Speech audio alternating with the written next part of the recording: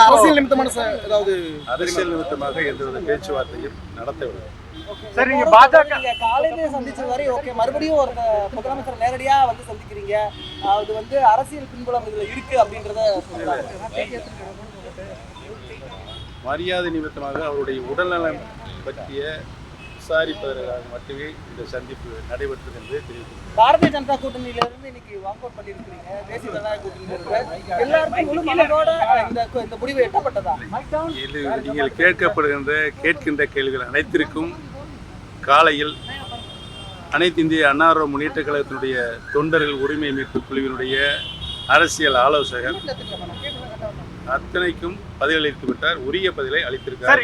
எதிர்காலத்துல திமுகவுடன் கூட்டணி வைக்கக்கூடிய வாய்ப்பு இருக்கா, அல்லது அது ஜெயலலிதா அவங்களுடைய முடிவுப்படி தீய சக்தின்னு தான் பாக்குறீங்களா? எதிர்காலத்துல அரசியலில் நண்பர்களும் இல்லை எதிரிகளும் இல்லை என்ற நிலைதான் கடந்த கால வரலாறு. எதிர்காலத்தில் தேர்தல் நெருங்கின்ற கூட எதுவும் நடக்கலாம்.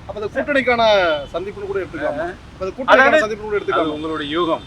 நீங்க தானே சார் சொன்னீங்க அரசியல்ல நண்பனும் இல்லை எதிரி இல்லை. அது நடந்து எல்லாரோடையும் கூட்டணி அமைச்சிருக்காங்க, தேர்தல் இருக்காங்க, ஜெயிச்சிருக்காங்க, தோல்வி கண்டிருக்காங்க.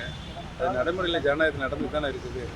நீங்க பாஜக கூட்டணியிலிருந்து வெளியேறி இருக்கிறீங்க, உங்ககிட்ட பாஜக தலைவர்கள் தொடர்ச்சியா பேச முற்பட்டாங்க. பாஜக கூட்டணியிலிருந்து இதுவரை யாரும் இல்லை. சரி, உங்களுடைய மதிப்பு புரியாம அவமானப்படுத்தியதா பாக்குறீங்களா? அப்படியெல்லாம் இல்ல.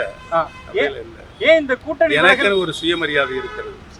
எனக்கென்று ஒரு சுயமரியாதை இருக்கு. அரசியலில் நான் மாண்புமிகு அம்மாவிடம் 25 காலம் நேரடி பார்வையில் பணியாற்றியிருக்கிறேன். அரசியல் ரீதியாக, கட்சி ரீதியாக அனைத்தும் எனக்கு தெரியும். இல்ல, இப்ப பாஜகவோட விலகியது வந்து உங்களுக்கு வருத்தமா இருக்கா, இல்லாட்டி சரியான முடிவு? இன்றைய கால சூழ்நிலையில் எனக்கு ஒரு வருத்தம் இருக்கிறது. என்ற வருத்தம் என்று சொன்னால்,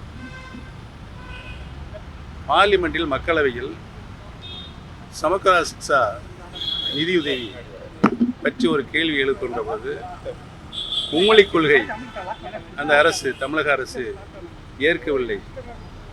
அதனால் தான் நாங்கள் அந்த நிதியை நிறுத்தி வைத்திருக்கோம் என்று சொல்லுகின்ற ஒரு சூழ்நிலை இன்றைக்கு இருக்கின்ற கல்வி அமைச்சருக்கு இருக்கிறது.